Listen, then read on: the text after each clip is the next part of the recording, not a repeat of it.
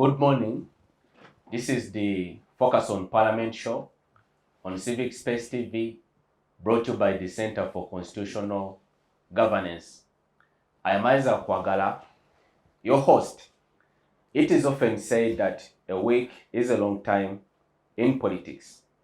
Well, last week, the northern city of Gulu played host to the first set of the regional parliamentary sittings, wherein the Member of Parliament representing Mitiana South, the Honorable Lumo Richard, was granted leave of Parliament to introduce a private member's bill that seeks to amend key provisions of the Administration of Parliament Act, including the contentious proposal to have the broader membership ranks of the opposition in Parliament to elect the leader of the opposition. On today's edition of Focus on Parliament, we discuss the implications of this proposed piece of legislation in the wider context of our country's multi-party political dispensation. Our viewers, you are most welcome to this program.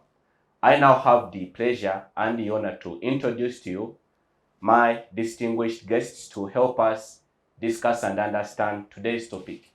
Let me start with Professor Mwambusa Deresa, a distinguished academic and a renowned political commentator. Professor, you're most welcome to the program. Say hello to the viewers. Good morning to the viewers and good morning to the panelists here, and I'm glad to be here in order to discuss issues of national importance or national integration. Otherwise, this country, I have always said, it borders on being a mere geographic expression.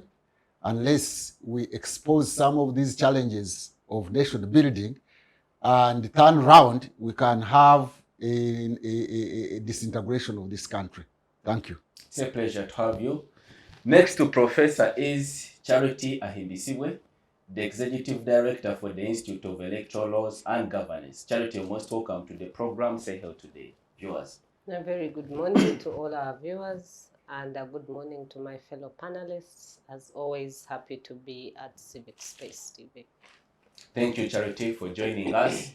And of course, my senior in the profession, Counsel Aaron Chiza, who is an advocate and a human rights defender and an environmentalist. Counsel, you're most welcome to the program. Say hello to the viewers. Thank you. Hello, viewers. It's a pleasure to be in your to be part of the panel that is going to share with you insights about how the week went and what went about. Thank you for joining us. Professor, I am beginning with you. The controversy surrounding this proposed piece of legislation in terms of the amendment to the Administration of Parliament Act, its chief promoter, the Honorable Lumo, has justified it as a necessary measure to enhance democracy within the ranks of the opposition political space in Parliament. What is in there for the Ugandan citizen? Is this really a correct motivation to introduce in the context of our multi-party political dispensation? Thank you for that question and the keyword motivation. We may have to go behind the scenes and find out what was the motivation of the Honorable Member of Parliament. Because if the motivation was promoting democracy in this country, and there are certain principles of democracy, and one of the most important principles of democracy is equality. Equality is one of the biggest elements of any democracy.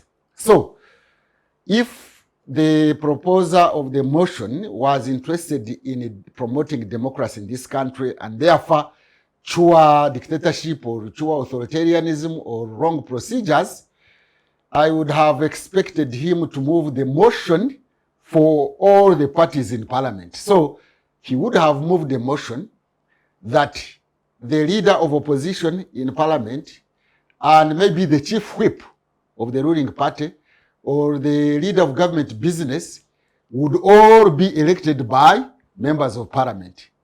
But he left the other ruling party alone and moved the motion for only the opposition, which means he was not after equality.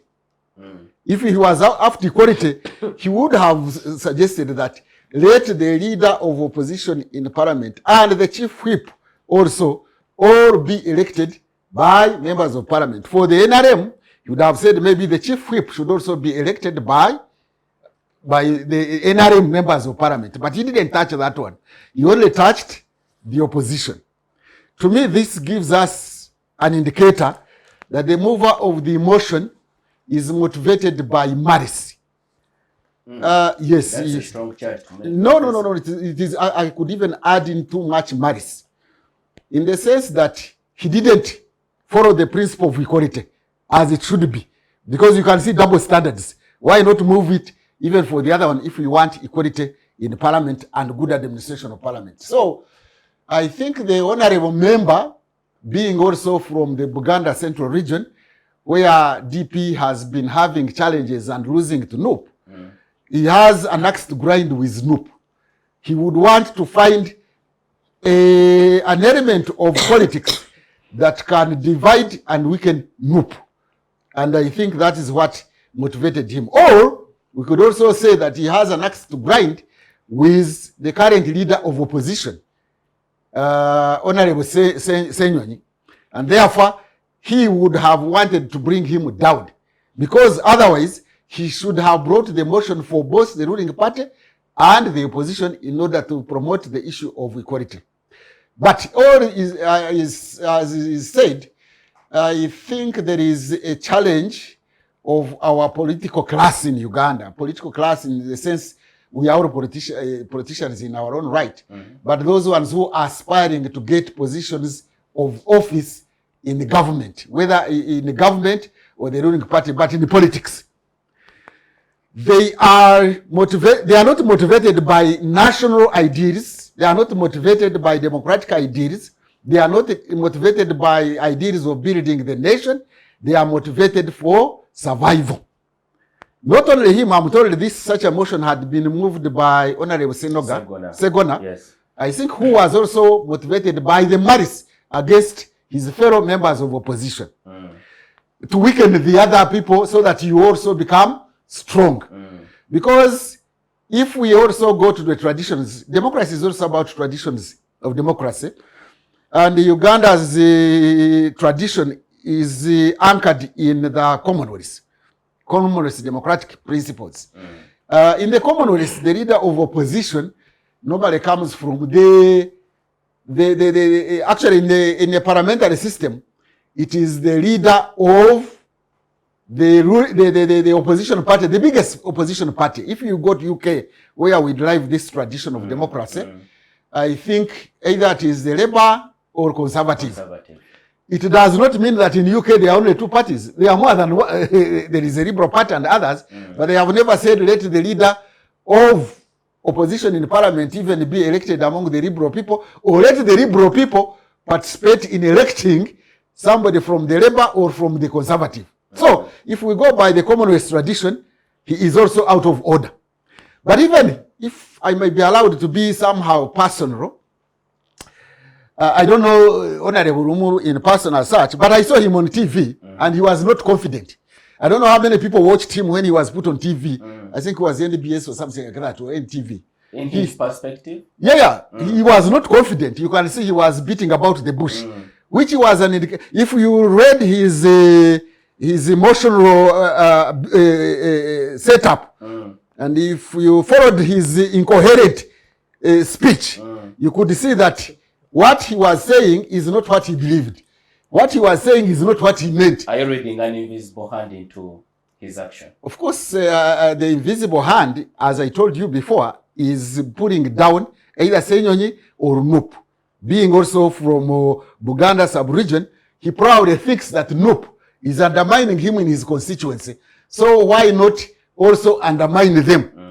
And I heard the deputy president of DP, Honorable who? Mbide, saying, this is not a corrective view of DP. So he didn't consult even DP.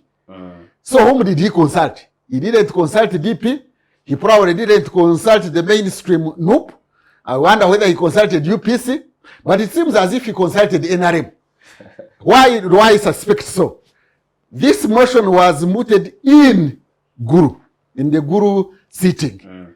And a day before, the Speaker of Parliament had silenced other members of Parliament who wanted to talk about national issues that did not concern northern Uganda. He said, no, we shall discuss those ones in Kampala, but let's finish the issues of northern Uganda, taking this advantage of these 3 days to highlight and put some light and shine some light on issues of northern Uganda.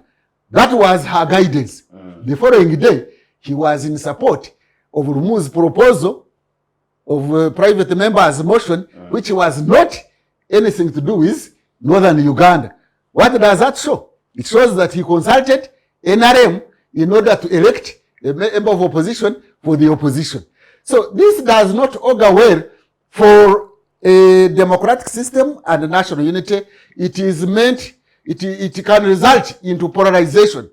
More polarization, which does not augur well for the development and the nation building of this country. So the likes of Honorable Rumu are motivated by self-interest, not by national interest.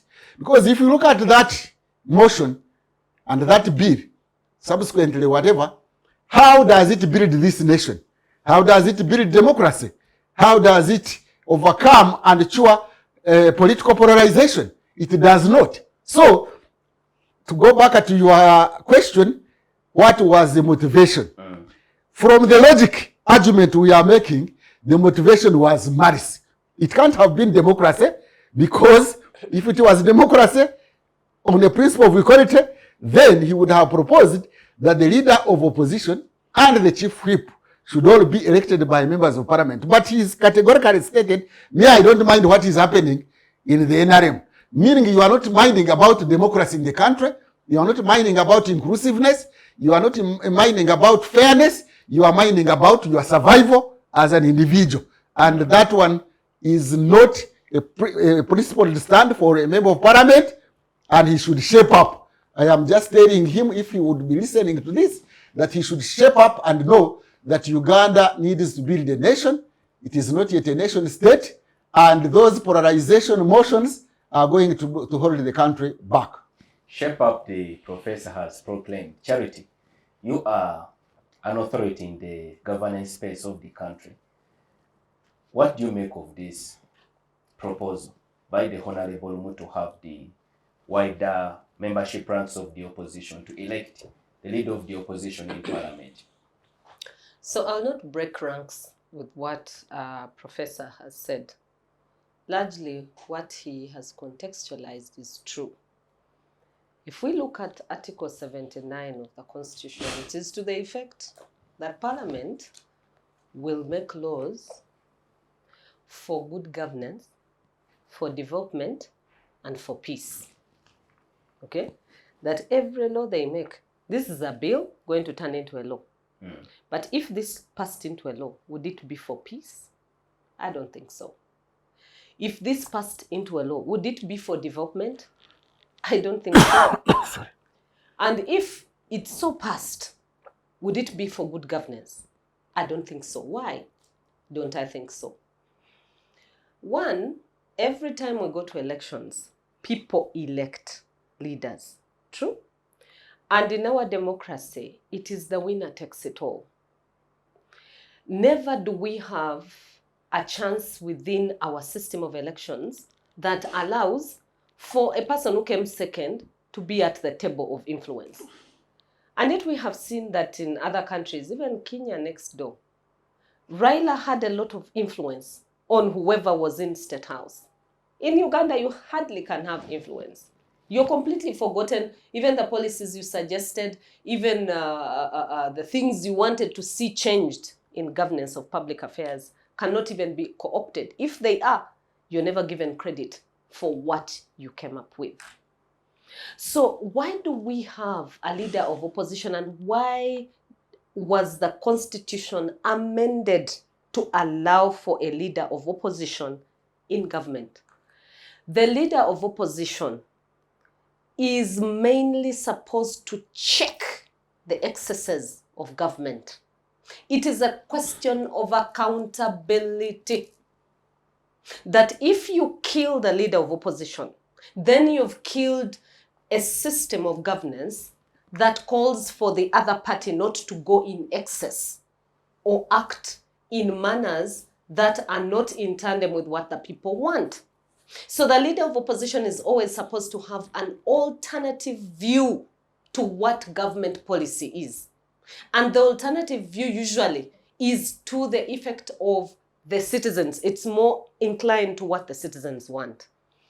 Now, when we look at democracy, and I like the fact that the professor has already highlighted issues to do with democracy. This bill, the spirit of the bill is a bad spirit. It is an evil spirit. It's not a good spirit. How so? He's calling for the spirit of the Constitution. enhancement of democracy within the internal ranks of the opposition. He's saying that the opposition is not adhering to the ideals of democracy, that they should expand the pool, the choice selection for the ideal candidate for the position. So here is how I will explain. And it's the same thing that I think Professor has explained, but in a different way. The spirit of the law should always reflect the public good. It should reflect the public will. So the Constitution of Uganda, when Ugandans came together, they said, recalling our violent history, today, we've decided to promulgate the 1995 Constitution that never again will we go back to a time where we cut off each other's heads, kill each other in mass ways. We will try democracy out. That is a good spirit. The spirit was, we stop killing each other, we go with democracy. Now look at the spirit on this other law. The spirit on this other law is that Senyonyi has become a problem to us. Senyonyi is an individual. Joel Senyonyi has become a problem to us, and so we must find a way in which we contain this opposition. We are here in Gulu, we are having discussions, and nobody from the opposition is here. The opposition chairs are empty. But was there a reason that was given by the opposition? Yes. Do they have any other way of expressing dissent apart from keeping away? Maybe, maybe not. But did they make a standing statement by not being in Gulu? Yes, they made a standing statement. So because it has rubbed me the bad way, let me find a law in which I bring them into check. So you're thinking of an individual and you're thinking of a political party. But opposition is bigger than an individual. It is bigger than a political party. So once the law is targeting an individual or even a political party, then the spirit is evil. It is an evil spirit. It is not a good spirit. A good spirit is one that emanates from a position of goodwill and public practice. So I'll go back to the Constitution in National Objective 2, Clause 5. National Objective 2, Clause 5 says that everyone who wants to participate in public affairs must be inclined on the principles of democracy and must be inclined on the principles of ensuring that it is participatory in public affairs. Participatory, consultative. Was that bill consultative? Did it promote participation from all the people, all the concerned stakeholders? Well, it's you could say still in the preliminary stages. So, but by the time it comes to that preliminary stage, the beginning stage, it comes from a consultative process. Already the opposition itself has said we are opposed to it. FDC said they are opposed to it. DP itself said they are opposed to it. NUP itself has said they're opposed to it. So who is allying with it? Already it is opposed by the people for whom the people for whom he is suggesting. NRM is opposed though. No, it is in support. It's in support. Yes. Yeah, but so the NRM is not supposed to be deciding issues of the opposition. The opposition is supposed to decide their own issues. It's not the NRM to decide for them. The people who voted the opposition into power have their inclination towards the opposition. It means that in Uganda's population of 45 million or 24 million who are voters, there are some people within that population who do not ascribe to the views of NRM. There are those who ascribe to the views of NRM. Yes, they tick towards NRM. There are those who do not ascribe towards NRM. And in the last election, NUP won with about 3.4 million votes. 3.4 million Ugandans were saying, no, we do not incline our views with the other. So if you bring such a bill, you're choking 3.5 million voices. In other words, you're saying you're choosing the voice you want to propel and the others you will not propel. This bill also, as much as you're saying it is a good bill supposed to promote democracy, it will foment hatred between the opposition. They will start fighting. There will be a lot of infighting because everybody wants to be a leader of opposition. I think the Honorable Lumu said we should give him a benefit of the doubt because he suggested that the deputy speaker should be from the opposition. Now, even if you look at the Commonwealth practice, which I think Professor has alluded to, it's not that when you lead in opposition numbers, you automatically become a deputy speaker. We have a standard that has already been set by the parliamentary rules and guidelines on how we elect a deputy speaker. So you cannot come with a bill saying, okay, so when we amend, then we are going to amend these rules and then just have the opposition becoming deputy speakers. Of course, you would wield more power, but you would wield more power from where? From inside the ruling party? Is that possible? Can you oppose what you already belong to? Opposition means you are opposed to some things and you have an alternative. So you need a space within which to oppose. And that space was safely thought as leader of opposition. The other thing that it is most likely going to do, apart from fomenting the infightings within political parties, there will be breaking of ranks of political parties. They cannot have conversation on one joint agreement that maybe this position by government is evil or is ill or will not benefit the citizens. Like they came out to talk about Lubowa and said, no, Lubowa Hospital, we are sinking money there and the money is not benefiting Ugandans. As a united opposition, we are saying no, revisit Lubowa. So their opposition, they are saying the alternative would be put this money here. They also spoke about ROCO construction, the same opposition. So if there is a united voice, it is going to be dismantled. There will never be a united voice that represents any alternative for the citizen. So you will just follow through. Anything Parliament wants will pass, whether it passes happily for the citizen or no citizen. In other words, there is no functionality for the opposition. You would have killed the opposition. You will weaken it strongly with that bill. And once you weaken it, then you have weakened multi-party system. In Uganda, we are back to the movement system, and yet Ugandans voted in a referendum that they will have a multi-party system. It would mean that the opposition is just a figurehead. I, who is in the ruling government, decides what you do, how you think, where you go, whatever activities you plan, because I am the one in control. So what is the use of the opposition in the first place? Why would we have an opposition? Why would we even need to have it? So in light of our constitution, that bill is not in tandem with national objective 2 on democratic principles, national objective 3 on national unity, Article 79 of the Constitution, the Political Party and Organizations Act, all those laws, it contravenes it. And until it is in tandem with the Constitution, it remains controversial. Council, from a citizen standpoint, what is it that is in the office of the opposition? Because in the most recent past, it has been the subject of much controversy, even ridicule. If you look at the most recent events, the scandal to do with the 1.7 billion Parliamentary Commissioner Service Award, and now, most recently, the proposal, the motion by Honorable Lumu to have the practice of electing the leader of the opposition reformed. Is there a necessity for a reformation of the whole constitutional construction of that office as we understand it today?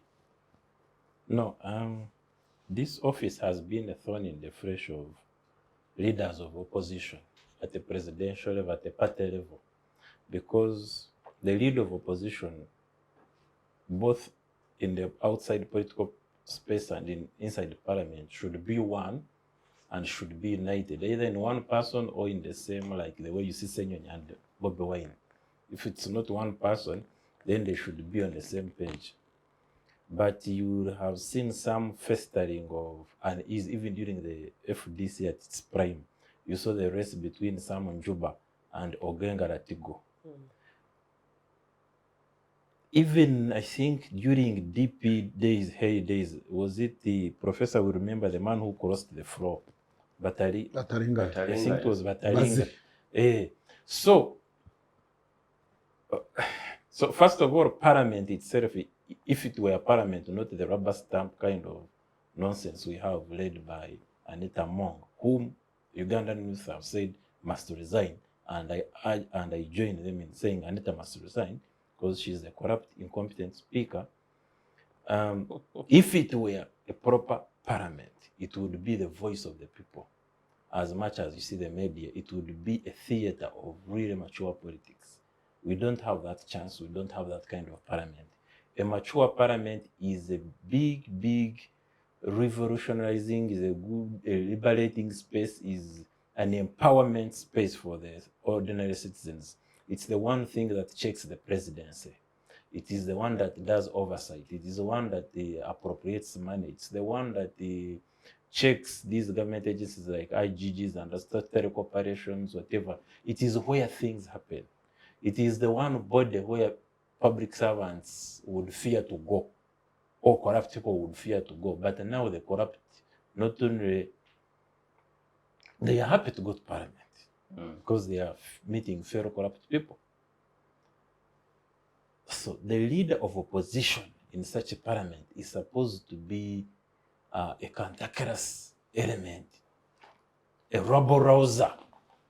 But if you see someone happily sitting in such a situation whereby a group of thieves and he's also happy, not making noise, then know that he's one of them. And if you see someone putting direction, the Charity and Professor, incidentally, both of them know, there is something called the Munotoza Nababwibere. Someone has, you think that you are looking for something lost, yet the person even the one holding the torch was actually among the thieves. So what they do is they divert you. That is Rumuzibir. Rumuzibir is diverting people from fighting corruption, from exercising democracy. It's a red herring. It's like the least necessary thing, and you will know that is problematic from the way it is given priority. Whatever you see this parliament giving priority, know that is the opposite of what Ugandans want, or it's the opposite of what we really as a country need. That's the so test. the mere yes, that I'm giving you the test. If you see the speaker prioritizing it, putting it on the order paper very quickly, know that that is danger. So In fact, we can use Idi Amin's wisdom. For the first time, I supported Idi Amin.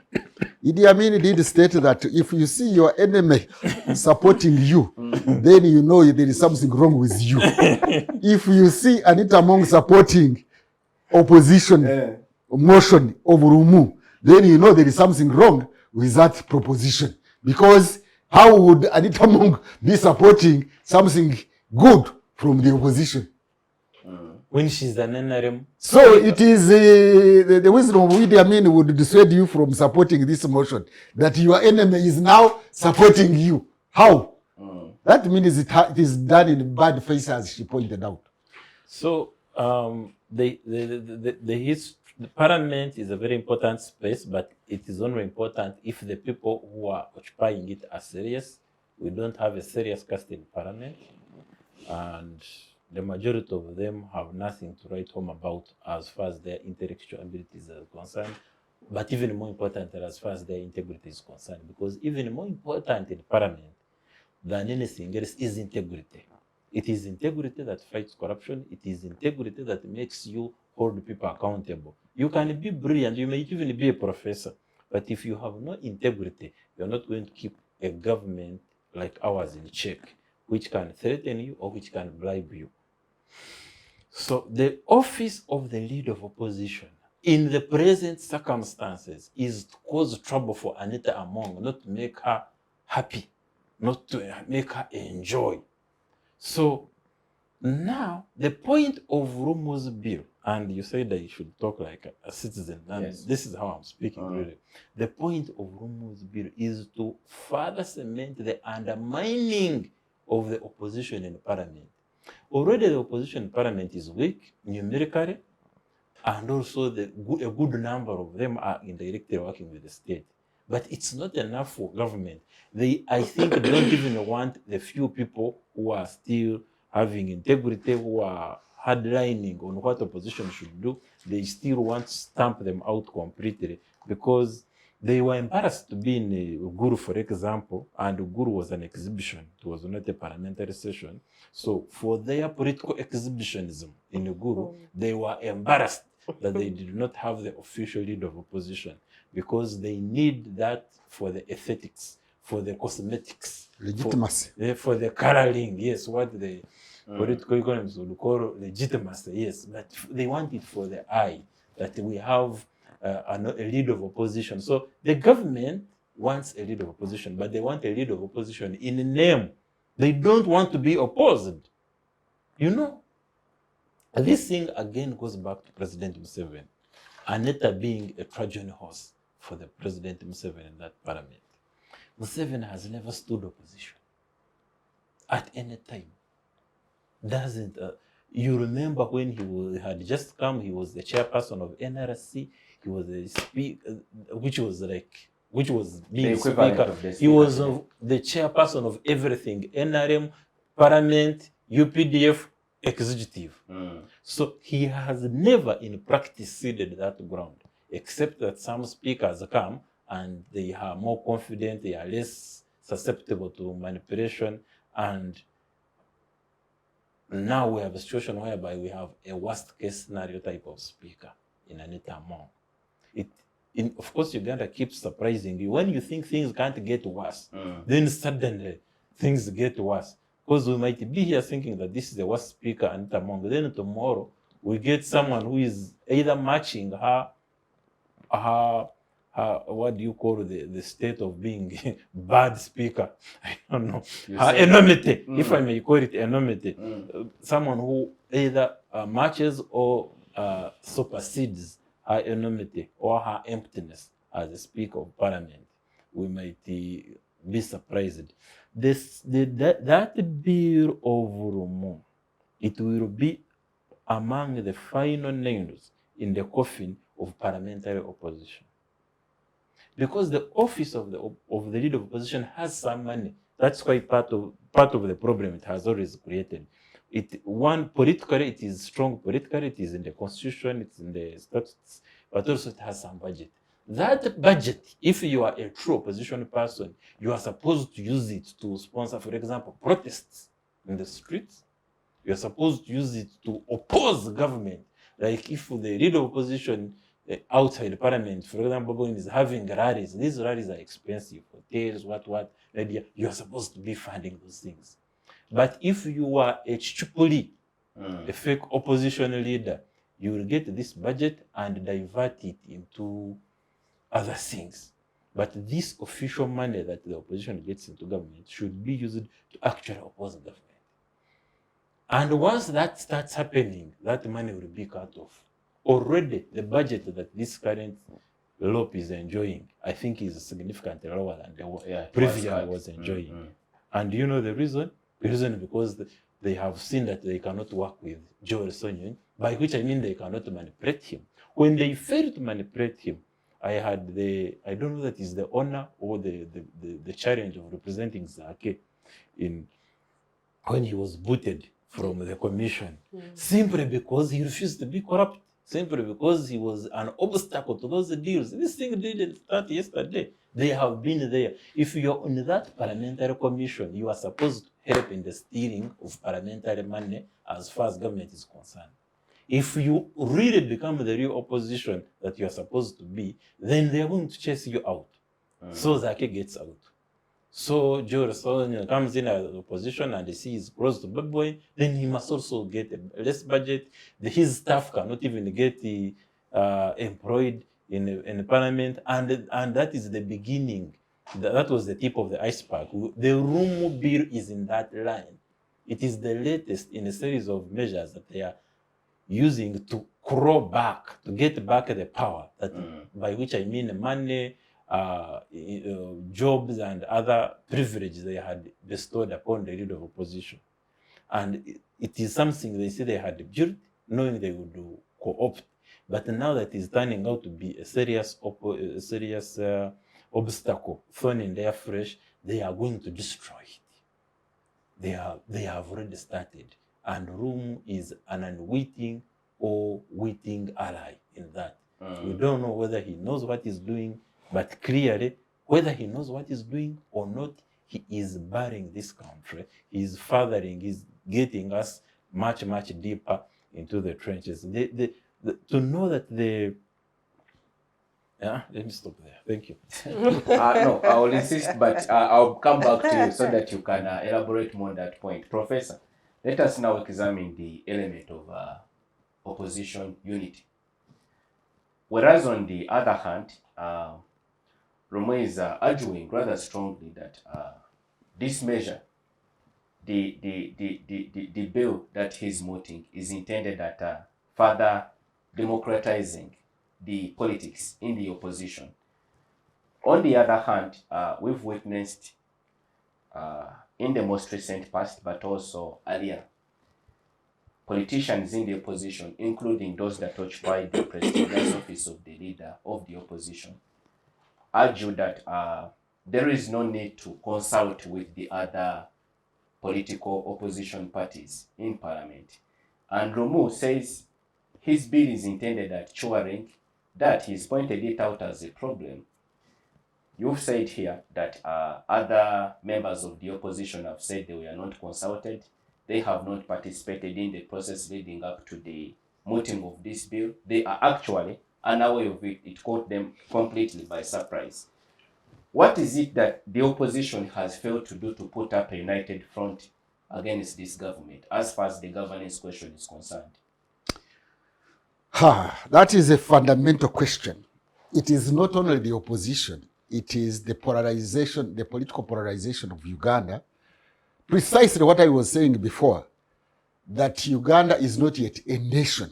It's not even a nation state. And that is where we should be focusing.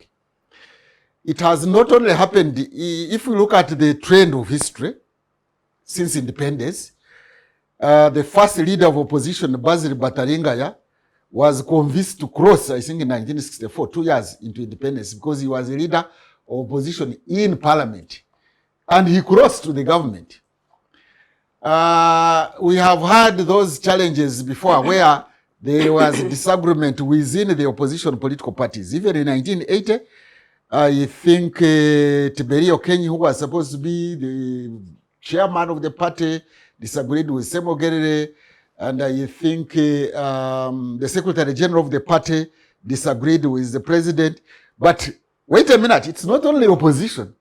Even the government side, historically, as far back as also 1964-65, the ruling party UPC split into UPC left, UPC center, and UPC right. You had UPC led by Kakonge, which was left, UPC led by Obote, which was center, UPC right led by Ibinjira. And it split UPC. By 1965, those ministers of UPC right were incarcerated.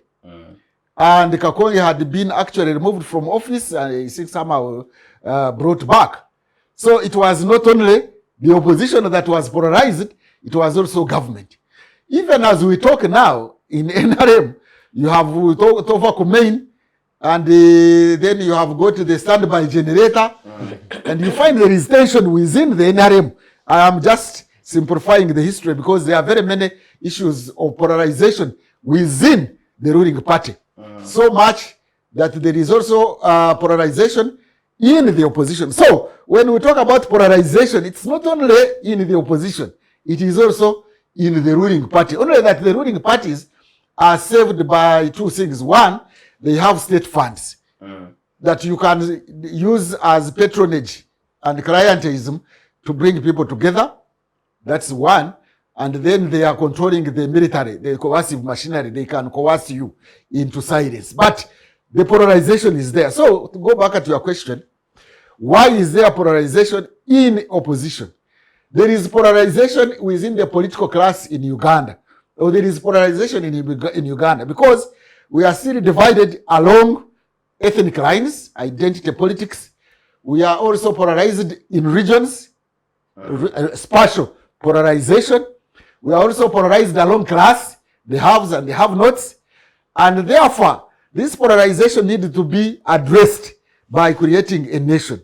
Now, the Rumu proposal or amendment, is it building the nation or it is not? It is not at all building the nation.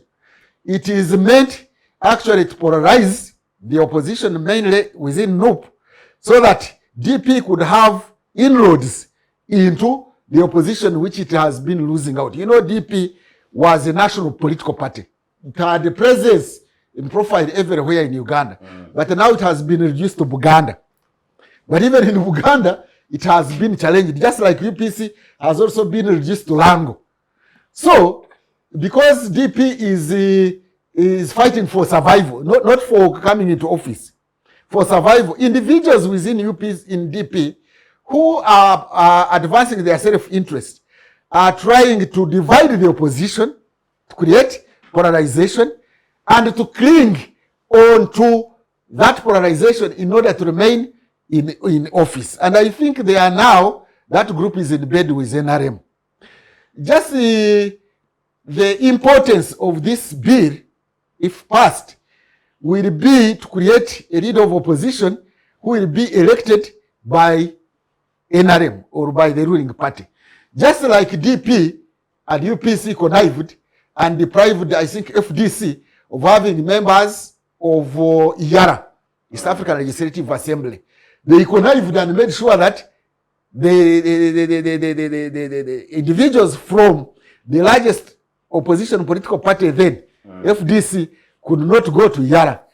Similarly, they have also connived to make sure that somebody from NUP goes to IARA. Now, the same thing is now being used to make sure that the leader of opposition, the opposition political party which the people are looking at as an alternative to the current ruling government, is weakened. And Rumu has presented himself, is on sale, is vending himself for weakening the opposition, not strengthening the opposition. I have just told you that looking at his body language when he was on TV, you could see somebody who was tensioned, who was at tension, who was emotionally tensioned, because what he's saying is not what he means.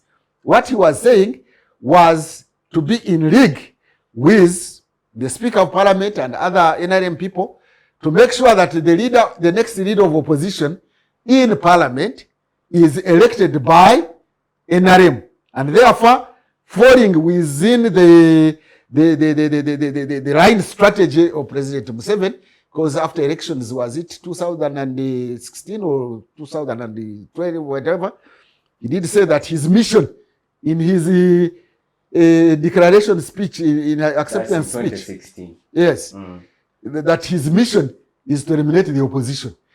And Anita Mong is pursuing that strategy of eliminating the opposition, now using the opposition. You can imagine using somebody as a rope to tie himself. You know, that is very treacherous. That is very, very, very treacherous. If Rumu is listening, he should know that he's now the rope to tie the opposition. And yet he claims to be a member of opposition. Like the knowledge I gave you of the wisdom of Idi Amin. Idi Amin, what he said was not always wrong. Sometimes he had the narrative that was common sense. That if you see your enemy praising you, then you know something is wrong with you. So if Honorable Rumu mooted that and he saw their support was from Anita Mong and the likes, and he feels very great, and he's moving around in Kampala as an honorable member of parliament, that you see my motion has been supported by other people who are not even concerned, because all the leadership of the opposition parties have distanced themselves from this proposal.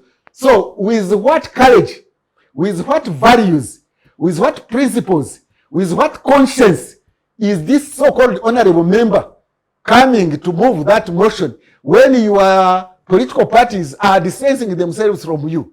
Now, let's come to this question of saying that is democratic, that democracy is always numbers. Numbers, by the way, can deceive. First of all, numbers do not equal to power. And numbers do not necessarily equal to legitimacy and fairness.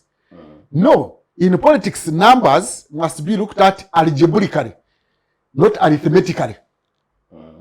I don't know whether I am understood. In arithmetic, you say 1 plus 2 is equal to 3. In algebra, you say 1a plus 1b plus 3b, 2b, we wanted to go to 3. 1a plus 2b is equal to 3. Now, you cannot tell whether 1 is less or greater than 2 in that algebra unless you know the value of b and unless you know the value of a.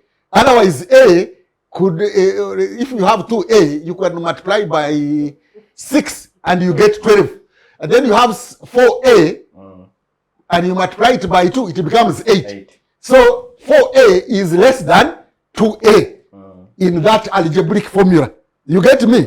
So merely having numbers does not necessarily give you influence.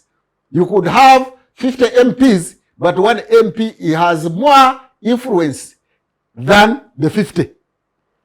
You could have, even this gender question, you could have 100 women in the parliament, or 2/3 of women in parliament and 1/3 of men, but you could find 1/3 of men are more influential in shaping issues of the day than the 2/3. That's why I'm saying when we are in politics and we are looking at the numbers, we use algebra. We don't use arithmetic. So the likes of Rumu, I think they are using arithmetic, not algebra. The issue is not how many people you have or democracy showing up hands. Democracy is not also about mere numbers per se. It's about following procedures, the right procedures, and it is about legitimacy. So the motion of Rumu is not legitimate in the opposition camp. And since it is not legitimate, therefore it is not democratic. Democracy does not mean mere numbers. That is totally missing the point. It is also about legitimacy, it's about fairness, it's about algebra, not arithmetic. Focus on Parliament now takes a short break. We'll see you back in a moment. Digital rights are those human rights and legal rights that allow individuals to access, use, create and publish digital media, or to access and use computers, other electronic devices and telecommunication networks. Digital rights include a right to freedom of expression, information and communication through technology, a right to privacy and data protection, a right to credit for personal works, a right to universal and equal digital access, a right to identity, a right to anonymity, a right to be forgotten, and a right for protection of minors, among others.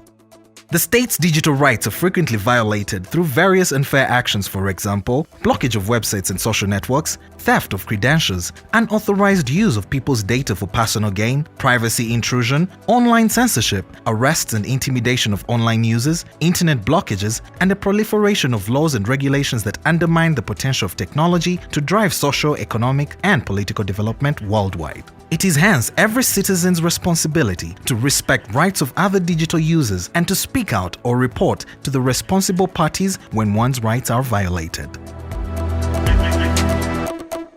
Welcome back. You're watching Focus on Parliament on Civic Space TV. In this segment, we continue the discussion on the implications of the proposed amendment bill to the Administration of Parliament Act. Charity, let me come to you. this time round. There are some voices that have expressed support for the Lumu bill. From some quarters, really influential quarters, I'll quote one, the Katikiro of Buganda, albeit in a modified version, has said that in order for the democratic practice of the country to be enhanced, the run-up to the presidential election, who effectively is the leader of the opposition, should be elevated and have a position in parliament to superintend over his forces and also influence the governance direction of the country. Don't you think that's an excellent proposal to, in a sense, reimagine the office of the leader of the opposition in the context of our multi-party political dispensation? Now, Isaac, before now, I did explain to you that the spirit of this bill is not a good one. Yes, the Katikiro may have support for sections of the bill, but at what cost does it come? You see, when we proposed the national dialogue in 2016, why were we proposing the national dialogue? We proposed the national dialogue because we were saying people were divided.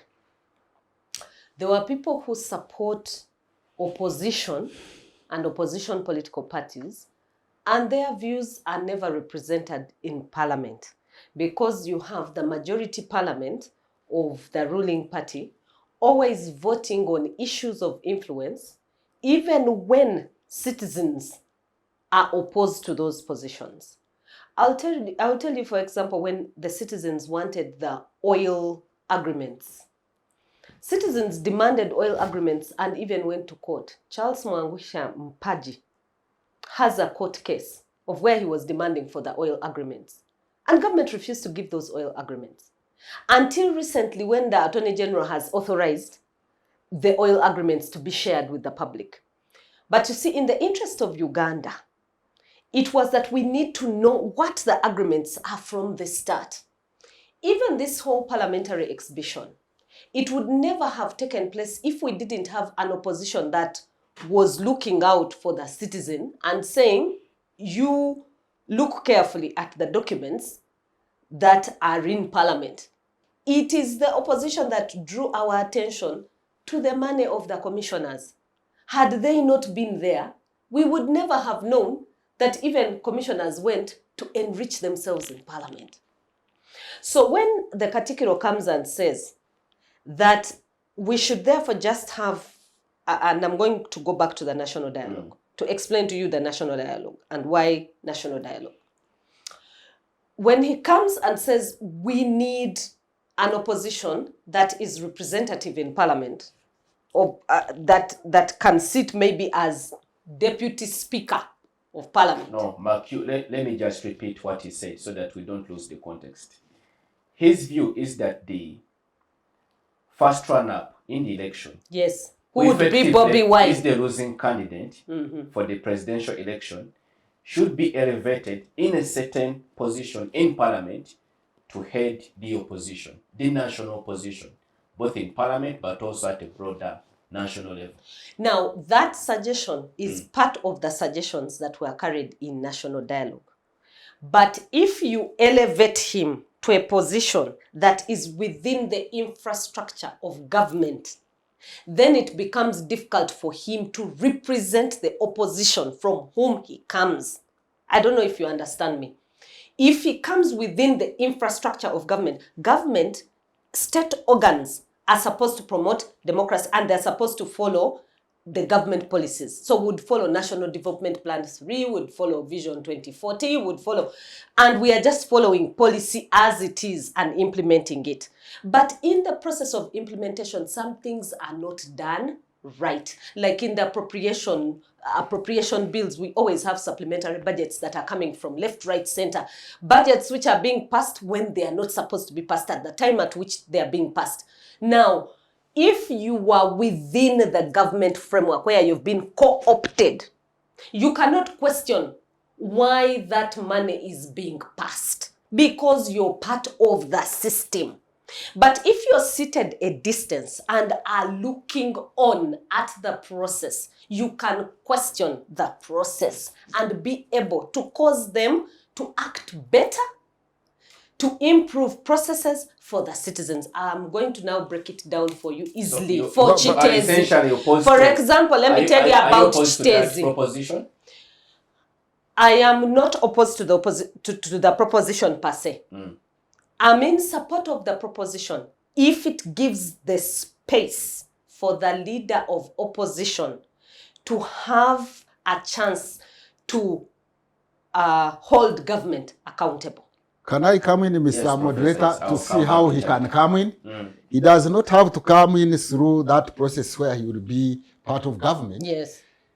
Actually, in the most democratic systems, especially Scandinavian countries, Yes, like or Western Europe generally, they have proportional representation. Yes. You can have a mixture of proportional representation and when you take it all.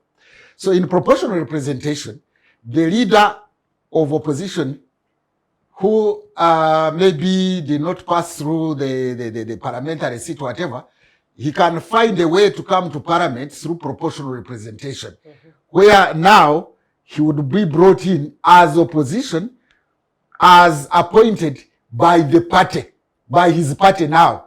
He comes in under proportional representation. Which is okay because he is appointed as opposition. Yes, by his party. His party is opposition. So it is clear that you're coming in to push an alternative position. It is different when you're co-opted. So what the point I'm making is that we can change our constitution and have proportional representation, which is not okay. Winner take it all. Which is okay, Yes. is what the National Dialogue proposed. Was proposing. And the National Dialogue proposed this position because every time we come from an election, those who seemingly think they have elected the opposition with a certain number of votes, their voice is not represented in Parliament. Now, I'll give you the example of Chitezi. The Honorable Medad Lubega Segona, 2 or 3 days ago, came out and said, KCCA has been coming here with a budget and asking us to deal with Chitezi, the landfill, and saying the land is shifting and there is going to be a tragedy in Chitezi. And as Parliament, there has never been prioritization for this thing called Chitezi. Until the catastrophe happened, we are going back to review the documents that KCCA has been coming with. Opposition also did not pay attention to that issue. How many Ugandans did we lose in Chitezi? We lost about 54 Ugandans in Chitezi.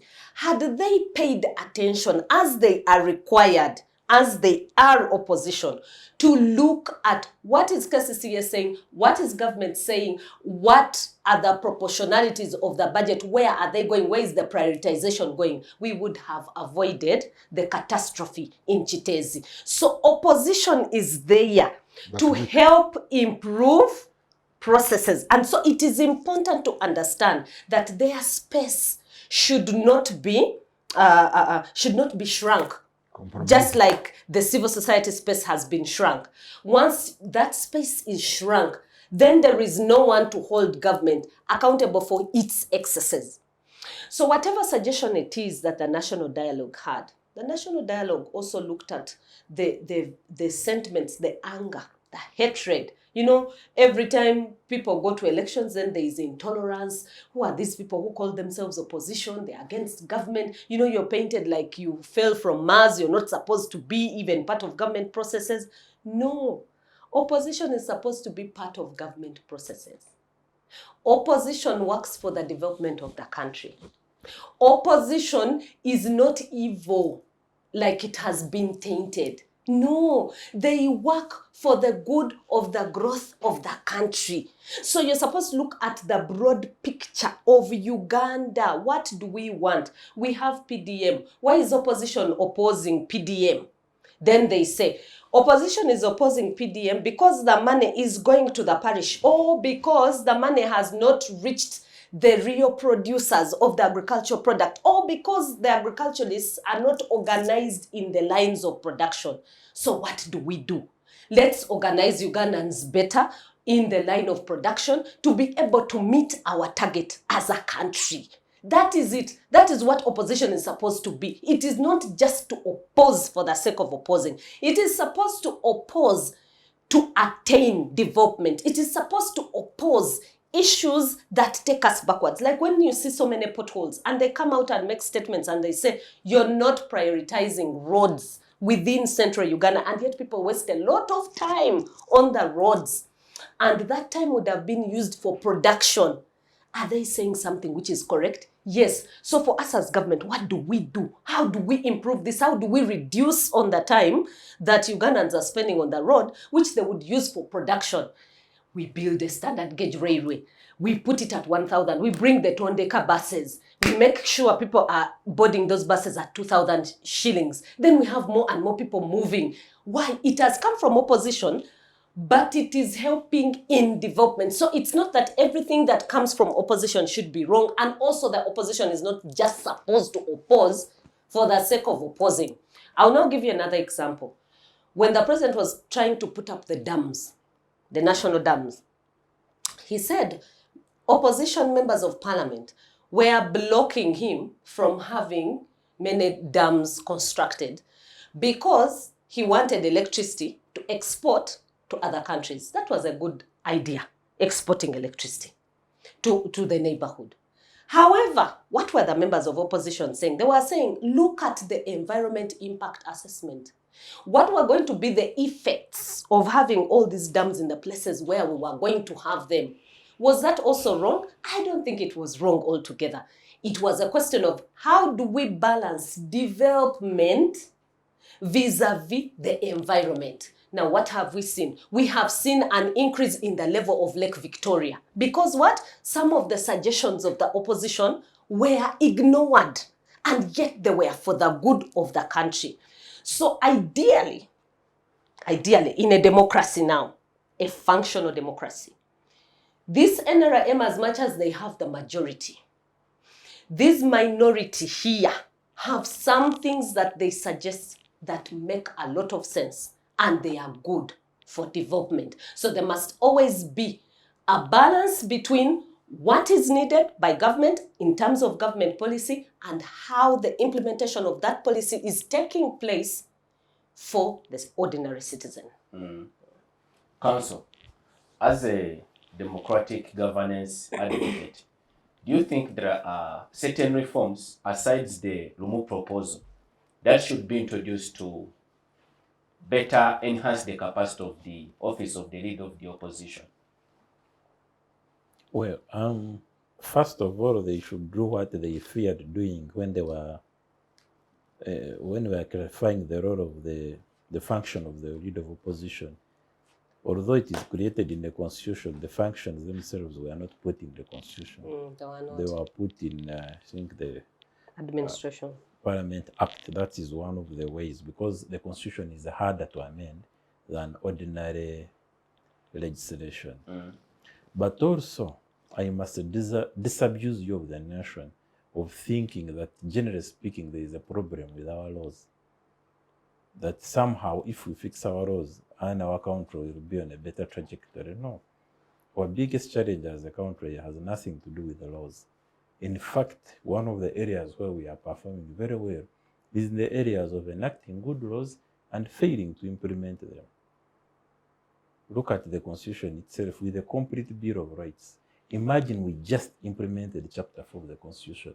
Uganda would be the Scandinavian countries that Professor was alluding to. We can't even respect freedom of speech. The right to peaceful protest in Uganda is a mirage. As the youthful protests, the Gen Z protests have demonstrated. You are arrested, detained, some beaten, some remanded for lengthy periods, even if you are only 3 naked ladies. They are still in Rosetta as I speak. 3 naked or half-naked ladies who just wrote on their bodies that the Chites was preventable. Isn't it true that Chites was It preventable? was. Like those kinds of messages. So our problem, we shouldn't waste a lot of air on laws. Laws, once you fix the broader political, you cleanse the political atmosphere. Once Uganda's political air is fresh and not polluted, then the laws will take care of themselves. We need public participation in these affairs that is genuine, that is meaningful. We need MPs to come and consult us. We need MPs to go to Makerere and other universities and consult the academia. We need laws, we need a judiciary that is independent, that can actually hold the executive and parliament when they go what we call at travails, when they exceed their legal mandate. Yes. The judiciary that can bring them back. And that is a judiciary that is appointed in a publicly transparent manner, the way the Kenyan judiciary had to be appointed afresh after the 2010 constitution, because we are here, we want to repeat the mistakes of Kenya. Kenya had to go through a bloodbath to awaken finally that they needed a strong judiciary, that actually a leader of opposition must be respected. They have had to learn it the hard way. That's where we are going.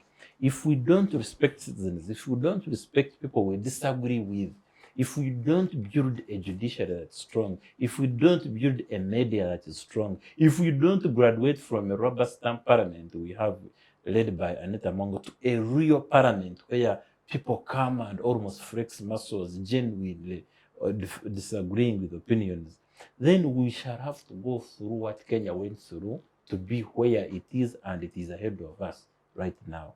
Why? Because the president can go and with the at least the theoretical leader of opposition to campaign for him in China. Can invite his colleagues that this man, I was in election with him, he thinks I even cheated him, but please let him be the African Union what? Representative. Or there's Chairman. some office here, office. Kenya is miles ahead of us in political maturity, simply because they learned the hard way that opposition is not enemy. No. Here, people, when you put on red shirt, there are some people in police who genuinely, after years of indoctrination, by the way, some of these mid-level DPCs, they believe seriously that you are like a saboteur, that like somehow you're a rebel, evil. some of like a level of captain. Espionage. I mean, in the military now, they really believe that you are a problem. That they ask, how can you disagree with the president? Even in the village, How? the communities, the ordinary citizens carry the same sentiment. We need to stop a culture of violence. There was a Christmas party where people from generally Western Uganda, where I come from, were with pistols and they were proudly showing off. You didn't see that thing? Yes. That's On TikTok. dangerous. We can go to the bad side of America and you hear school shootings. America, we need to learn both the good thing and the bad. And the bad thing from America is that there is a lot of I don't even think it's a democratization for the gun. There is too much access to guns by ordinary people, including wrong guys. And when I disagree with you and I have a gun, I can just take it out and take you out. Or if I become mentally deranged, I can just spray the whole dormitory, the whole school. So we need to fix those basics. And of course, the law is very important because rule of law is very important.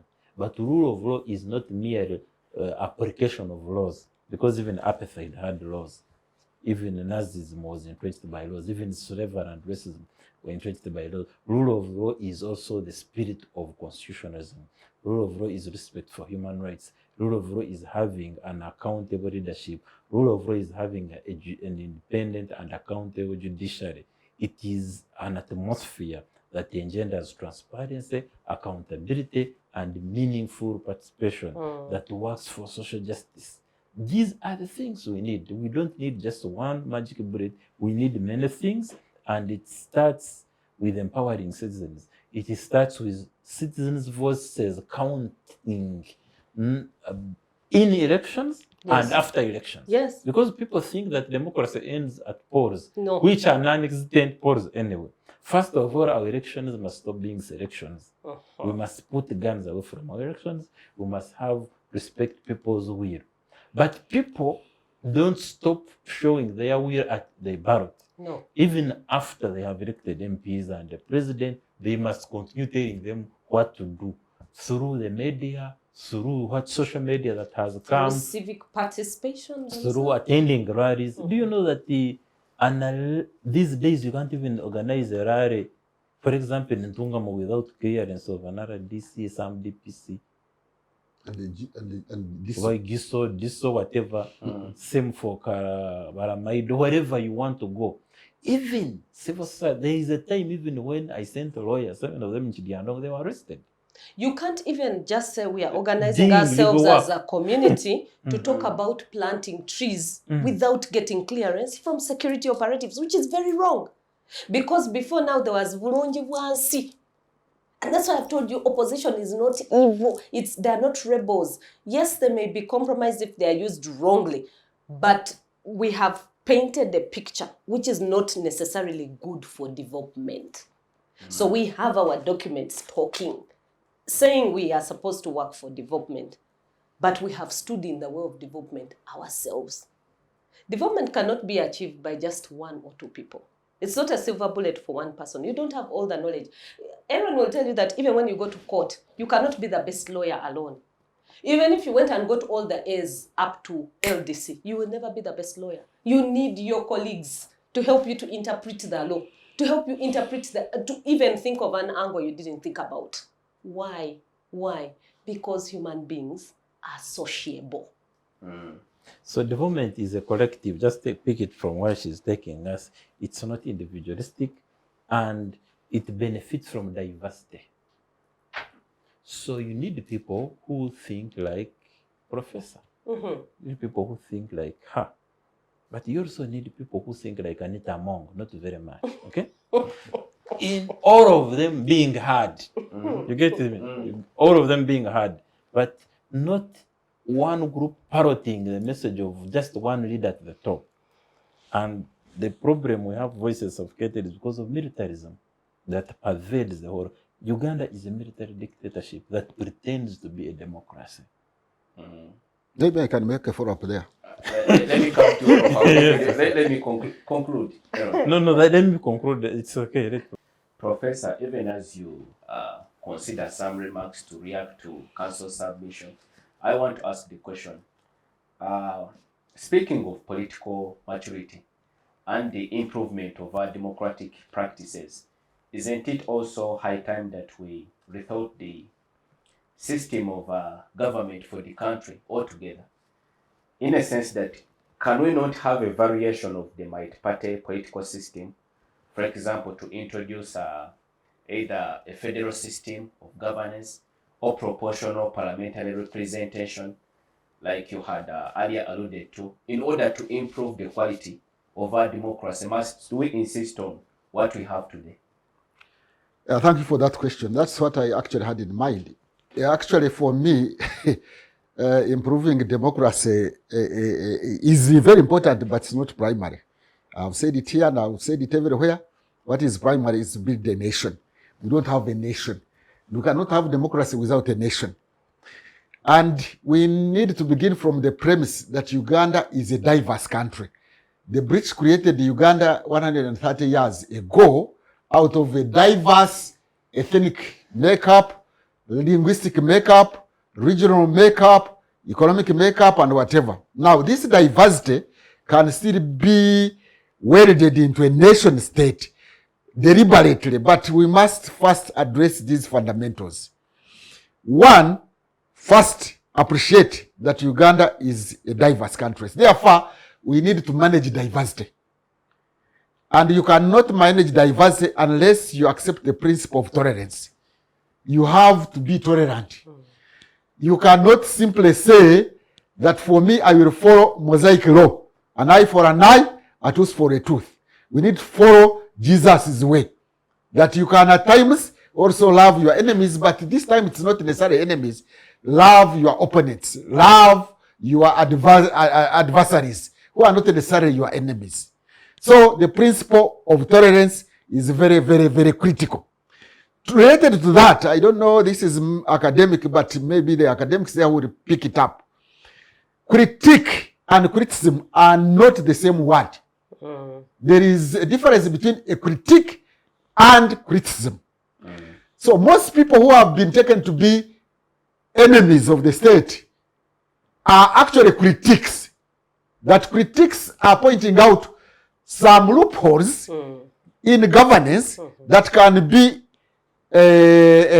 plugged in so that the country moves forward. Not necessarily that they are saying we are anarchists, everything should go. No, we appreciate that there is need for a state, that there is need for security, but that there are limitations within this, and we are critics, not necessarily criticism. Now, unless there is a deconstruction of the mind that anybody who critiques a policy is an enemy. No, he's an adversary, he's not an enemy. Critique is different from criticism.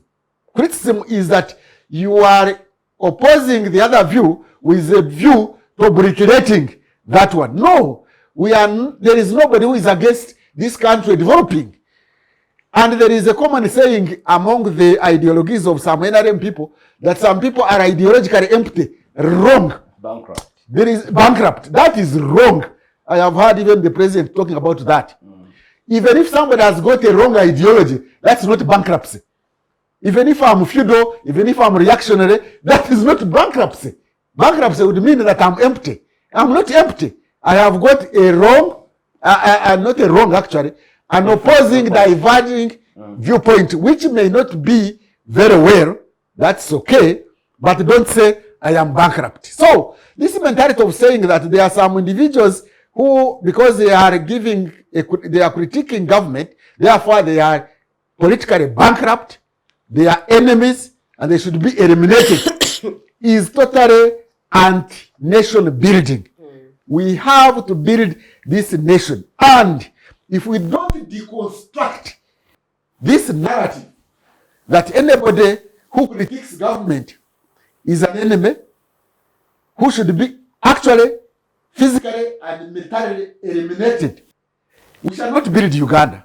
We have used the military strategies to build a nation and have failed. I wish to be given some 1 minute to explain this. Excuse me. The British thought that they were pacifying Uganda. That's the language they used.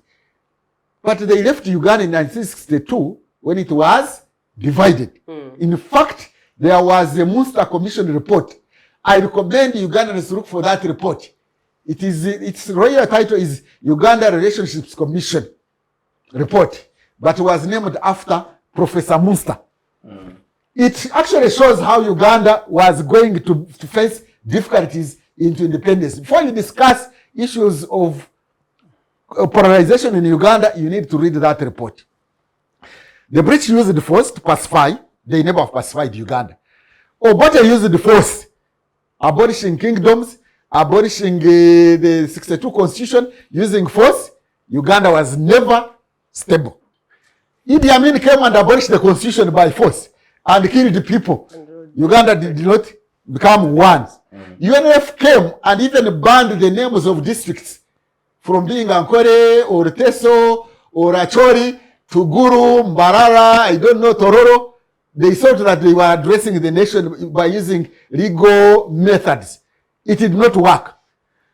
Obote comes and was intolerant to opposition and thought that we are building a nation. Instead, he went away even before he completed his term. NRM came with the correct line that others have a wrong line. No tolerance. We are using mosaic law. For us, anybody who is not with us is not for us. Tuwejeko, let's get rid of them. They have not gone away. The Chaguranyis are there. And many Chaguranyis are going to appear. You know? So unless there is a deconstruction of this mentality that we cannot tolerate each other, we can tolerate each other, we can craft legal systems and constitutional systems that can promote tolerance so that we work together, because these Ugandans, you will not eliminate them anyway. So, finally, what can we do, which you asked my colleague there, is one, proportional representation. In a diverse country like Uganda, you need proportional representation. It doesn't have to be a proportional representation as is, say, in these Nordic countries. No, we can have a mixture. Some constituencies can be along party lines, others can be proportional representation. In which case, the leaders of opposition can come in because they will be sponsored by the party, not a geographical constituency. Then others can come in as geographical constituency. What point are we making? Is that when you have proportional representation, you will have more political inclusiveness. And this political inclusiveness will promote nation building in Uganda. Today, there is no amount of anti-sectarian law that you will come up with and you think you will solve the problems. Issues, you see these narratives to Gambanogo. Are they coming from heaven? It is practical. They know that there is Gambanogo on the ground. So the issue is how crafting a constitutional measure, a legal measure, and also a mindset, if we can call it a paradigm shift, so that we have got a political strategy and viewpoint and paradigm that promotes tolerance of diversity, managing diversity. We have failed to manage diversity. Obote thought that by abolishing kingdoms and having whatever common man theater, almost a one-party system, it failed. Idi Amin tried, it failed. NRM has tried, it has failed. So can we sit back and, as my colleague here has proposed, so that we have a national dialogue about how to manage diversity. Diversity in Uganda has been mismanaged. Now, the likes of Lumu and their proposals are not promoting managing diversity. Managing diversity needs a sober mind. I'll use the example of Tanzania, which I have used before. Tanzania has managed to manage diversity because, for example, in their presidency, although they don't have a law specifying who should be, whether the president should come from a different region. The first president, Nyerere, from Lake, the Lake region, Victoria. The next president, Mwinyi, was from Zanzibar. You can see. The third president was Mkapa, down Nyachusa region towards Mozambique. The fourth president was Jakaya Kikwete, Bagamoyo, just at the coast. The fifth was Magufuli in the central Dodoma area. Now this one, they have gone back to Zanzibar. And all of them, by realizing that they had a diversity, almost half Muslims and Christians. The first president was Christian, the next was Muslim, the third was Christian, the fourth was Muslim, the fifth was Christian, the sixth is Muslim. This is tolerance of diversity. I said it here even last time, that why, for example, Catholics in Uganda have never had a president since independence. None. Mutesa was an Anglican. Obote was Anglican. Idi Amin was a Muslim. Rure was Anglican. Binaisa was Anglican. Obote was Anglican. Museveni is Anglican. You think Catholics in Uganda don't want also to have that national position? So we should be sensitive about our diversity in terms of religion, in terms of regions, in terms of ethnicity. It is given. The British brought us together by force. They never consulted us.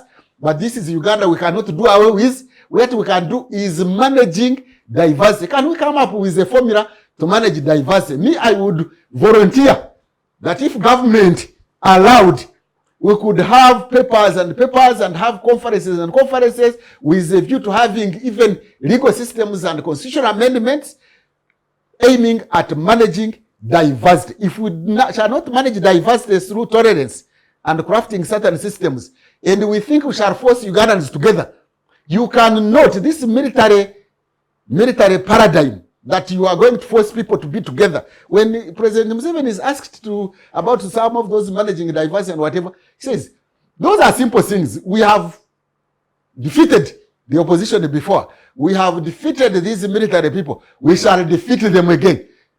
But what have we defeated? I can appreciate actually and appreciate his dilemma now. He's failing to get somebody to replace him. Just because of mismanagement of diversity. Not promoting certain people with a profile who are not Anglicans, who are not from Western Uganda. So you promote only people from Western Uganda and Anglicans. You don't promote others. When you wake up, you say, but whom can I put there? Of course, you have to put there somebody with a national profile. Somebody with whom people can say, that is a national leader. But if you don't deliberately promote the national profile of people, managing diversity, to me, in my opinion, management of diversity formula is the way to go in Uganda. Short of that, we shall have governments come in and managing diversity, mismanaging diversity, or claiming to manage diversity by force for a certain limited period of time. When they are not there, like now, God forbid if Museveni was not there overnight, who can we have in Uganda now? You see, Ugandans cannot be certain of the future. Nobody we can see as a possible replacement. In South Africa, after the apartheid system, they knew Mbechi was going to replace Mandela. So who are Ugandans looking at now? We are groping in darkness, you know. We are looking around. You talk about the elites, you talk to the elites, they say, I don't know. Yes, you don't know. But what are we doing as elites or elites who understand things to also propose alternatives of managing diversity? Diversity in Uganda is a given. It is a given. You are not going to do away with diversity, whether you come up with anti-sectarian law, whether you come up with a military, whether you come up with a movement system or one-party system, or Idi Amin having no system almost at all. Those will not manage diversity. What will manage diversity is deconstructing the mindset that the opposition are enemies and therefore critique is wrong, but two, crafting systems aimed at managing diversity, because diversity in Uganda is a given. You are not going to kill all tribes in Uganda and remain with one tribe. Can you?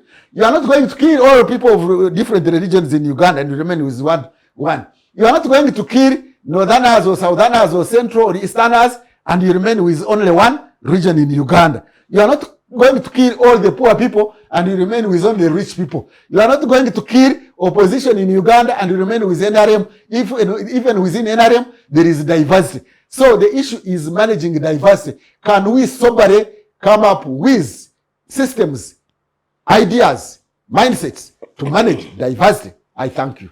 Thank you, Professor, for that perspective. Charity, your concluding remarks on the program respecting the topic. Now, in respect of the proposed bill of Lumu, there is no more selfishness than we see in Lumu's bill. He has proposed a bill where he only thinks about his own selfish interests and the interests of those who are propping him to propose the said bill. That bill does not promote democracy. That bill does not promote good governance. That bill is not in good faith. That bill does not promote the opposition. And so what should the opposition do? The opposition should urgently coalesce. National Unity Platform needs to talk to FDC. After all, they have already showed their interest in supporting National Unity Platform to block this bill.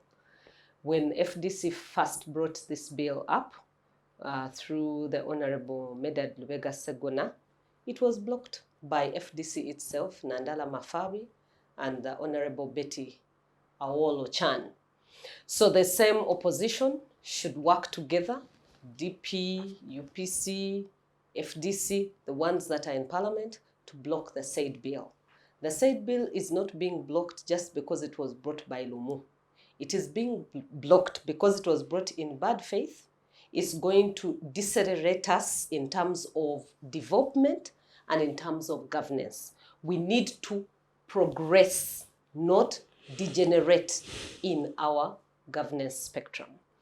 Now, also, finally, I also want to address the question of tolerance as we move to elections. As a value to manage diversity. And I think that Professor has nailed it for me. Makere used to be Uganda summarized. And maybe it still has a bit of the national character. But we started by seeing attitudes of where opposition was never to be allowed at Makere University. Right now, it is almost impossible for a dissenting voice to be at any of the universities within Uganda. And I think that that is unfortunate for us as a country. Why? Because Article 29 allows for freedom of opinion. Even academic opinion is supposed to be independent. Why do you have independent academic opinion? To drive innovation, to drive thought process, to drive knowledge, knowledge economy, creative, all those things. That is why you need independence of mind, and that is why it is there in the Constitution in Article 29. So we need to think carefully. Why did we come up with these scripts? Why do we have a standard? Because the Constitution just sets for us a standard. And I think Aaron here has said, we don't need to run to these laws all the time, talk about the laws, talk about... But you see, the Constitution set for us the standard. And the standard is that allow these intellectuals to be independent in mind. The upcoming intellectuals who are on these universities, also allow them their independence in mind. Don't do the things that we've seen the Vice Chancellor of Makerere University doing to students because they come from opposing voices. No, promote diversity, he has told you. So as we head to 2026, can we be tolerant of opinions that are not necessarily aligned to what we think we know and what we think we believe in, but opinions that drive Uganda to development? Thank you, Charity. Council Aaron, your closing remarks on the program. Yeah, thank you, my co-panelists, for doing a great job. It's almost tempting to repeat them. But about, again, the bill. The bill is a bad news. It's a disaster for democracy. Because if it goes through, you'll have a situation whereby the president will be appointing the opposition indirectly. Because it's very possible for Museveni to create opposition parties, to bankroll them, and they vote his candidate. The way they were manipulating the East African Legislative Assembly elections, it would be the easiest elections in Uganda are those what they call electoral colleges. You know the number of people, you have their bank accounts. Part of the system of defeating Kadaga entailed Museveni spending the whole night on the phone calling MPs.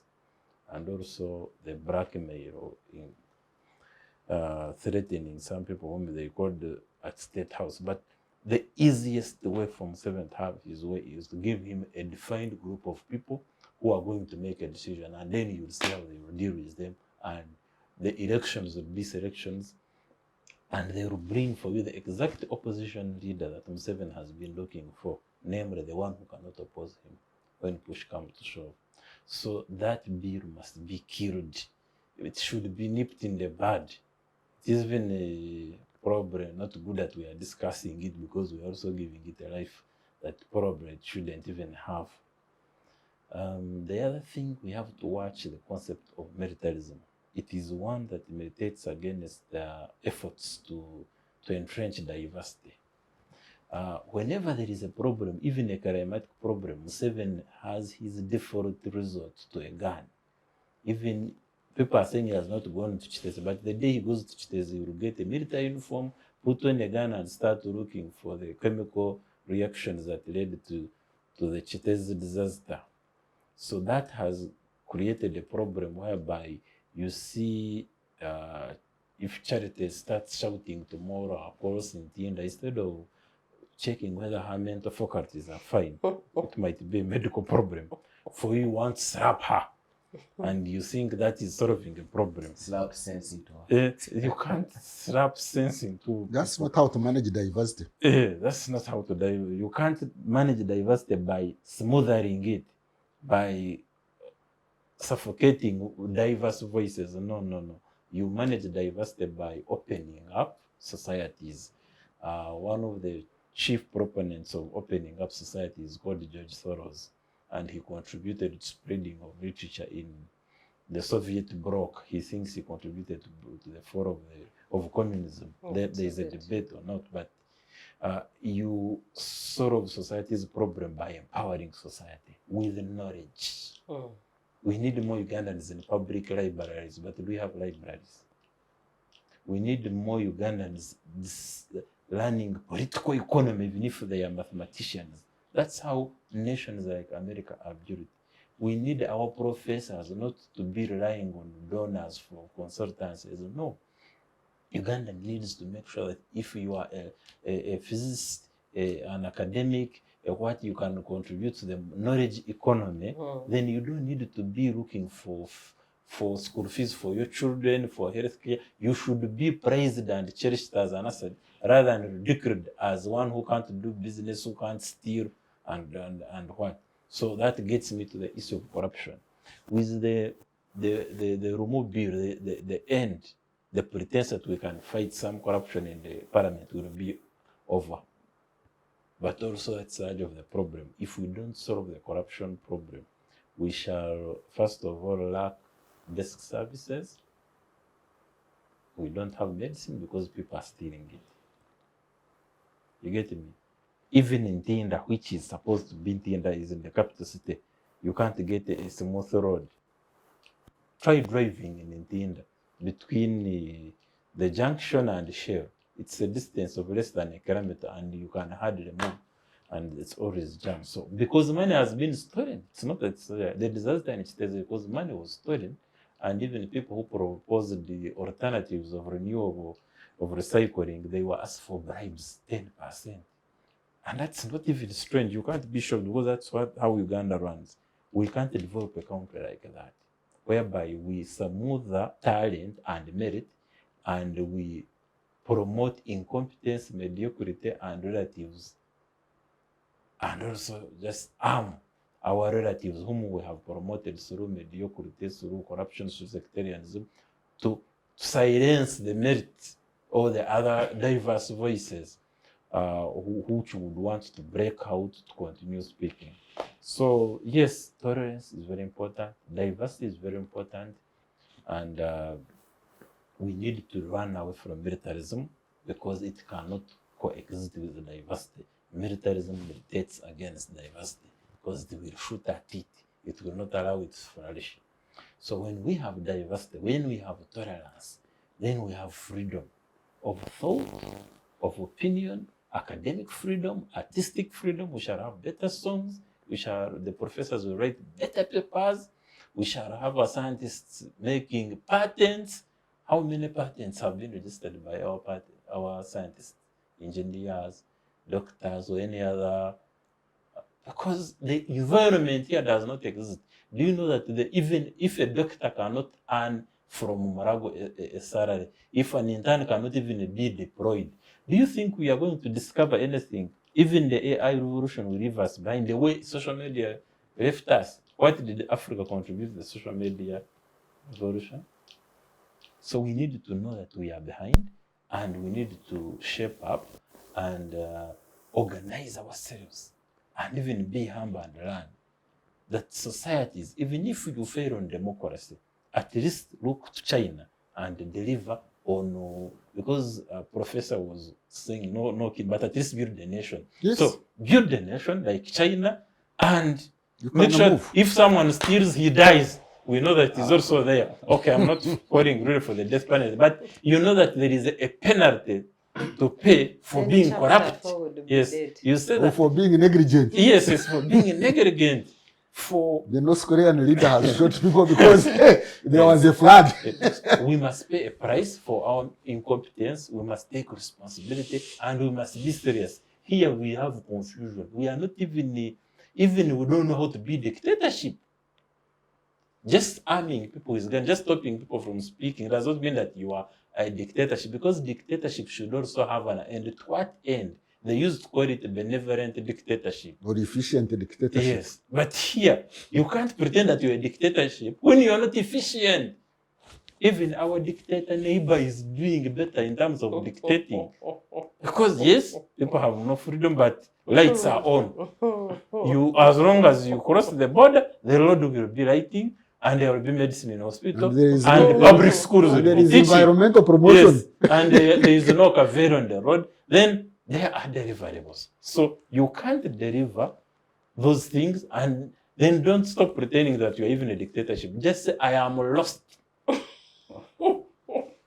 Thank you, Council Aaron, for sharing your thoughts with us on the program. Once again, let me appreciate you, Professor, Thank you. Charity, and Council Aaron for your insightful views on this program and for your patriotic guidance to the citizenry out there.